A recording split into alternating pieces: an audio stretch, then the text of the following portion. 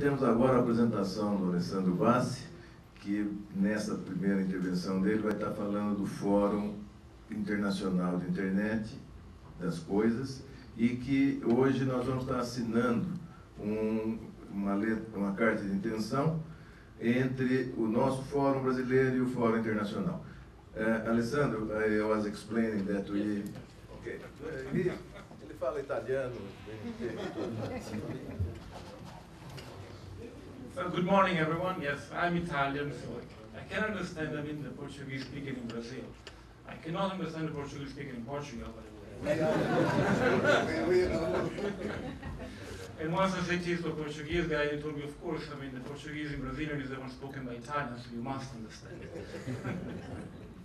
So anyway, I will speak in English, but if you ask a question in Portuguese, Brazilian Portuguese, slowly, I will probably totally understand it. I can reply in Italian if you like. So I have two presentations this morning. The first one is related to IOT-I. IOT-I is Internet of Things initiatives, and today we will be signing a memorandum of understanding with Brazil in search of expanding the forum. Now, what is this project? How does it work? Like this. So, to cut a very long story short, there are totally different family of projects in the EU. IOT-I belongs to the support action. So basically, no research is done here, and all the funding and all the efforts are just to support something which is for research. So generally, there are projects which are kind of small in money, but they should have a huge impact. This is a 2-year project. There are 17 partners. Coordinator is University of Surrey, and project officer Peter Fries, which is a name you probably heard quite a lot. What is the importance of this project? Why it got funded in the first place? Well, everybody knows that Internet of Things will probably be the next big revolution. After the Internet, after the mobile, making objects talking to each other to accomplish some kind of a goal, business goal or social goal, whatever. It's probably be a big, big thing in the future. And of course, it will impact almost all aspects of our life, as the Internet did and as the mobile did. 99.9% sure everybody of us has a mobile phone here, and I'm probably 99% sure that if we leave home without a mobile, we feel naked. If you think about 10 years ago, life was going on, people were meeting friends, and we were going to business, and we didn't need a mobile phone. So to see how this kind of new technology entered the fabric of everyday's life, and Internet of Things is probably the next big one.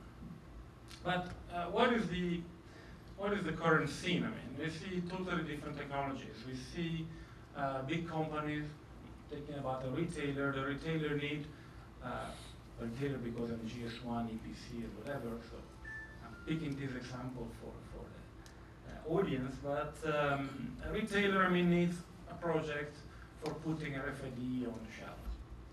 Easy one.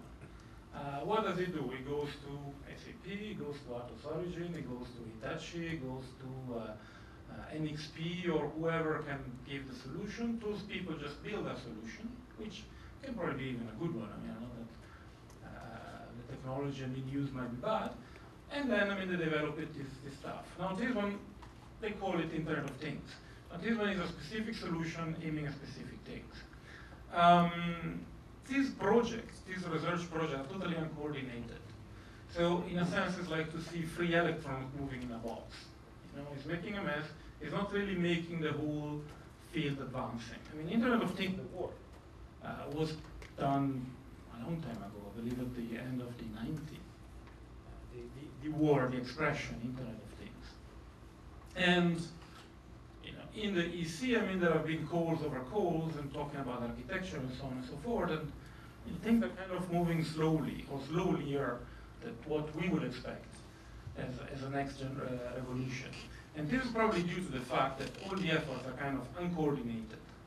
So there is a lot of waste of energy. Regarding market size and business opportunities, I mean, I have my personal view on that, and in the sense that Internet of Things will enable totally new business models. New business models are normally coming from small companies.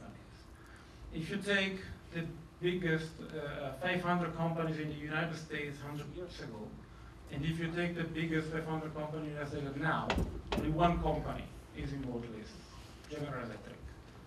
Only one company. If you take from the 80s, so let's not go 100 years ago, let's go 30 years ago, from the 80s, 72% of companies are not there anymore. Google, Microsoft, Apple, Facebook. I mean, all these companies were simply not there. There was no concept there.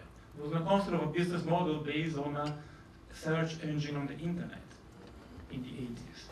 So, which means that the business opportunity will come with new business model, which will probably come from very small companies. So of course, I mean, in order for them to develop, you must have a ground that allows this one.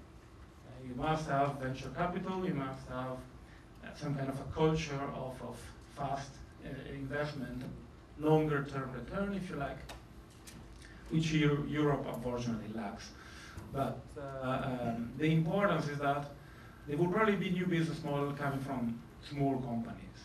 And one of the reasons why we don't see these opportunities is because big companies now are like dinosaurs. You know, they're just waiting to die eventually.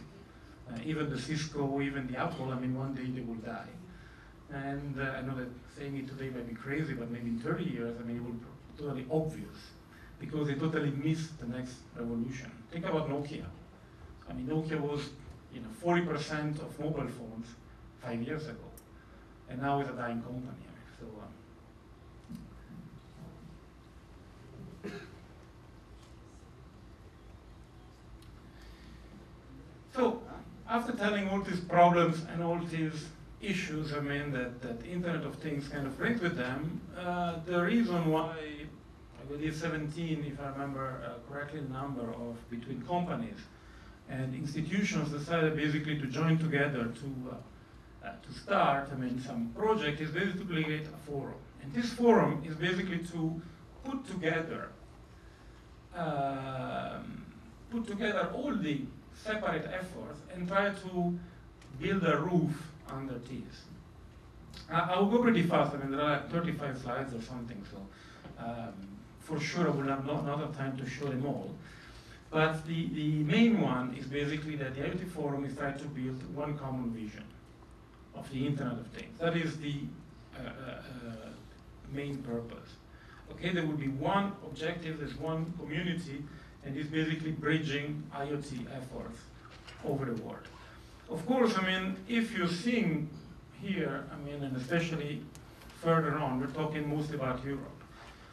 When IOT-I was funded, there was another coordinated action at the same time, which was of Kazagras 2. Maybe you know it, somebody for sure knows it.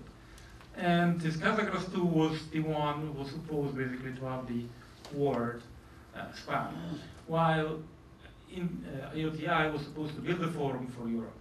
Now Kazagras 2 ended in June, so IOT-I is still alive. And that's why IOT-I now is trying to expand, I mean, over the border. So before there was a problem of fight with Kazagras 2 if we were trying basically to go over to China, to Brazil, to the States, to whatever. But the idea is, as I said, I mean, is to establishing a socio-economic climate in Europe, and now we can add in Europe and the rest of the world. These slides were made before Kazagras 2 was ending. Basically where research and IoT can thrive.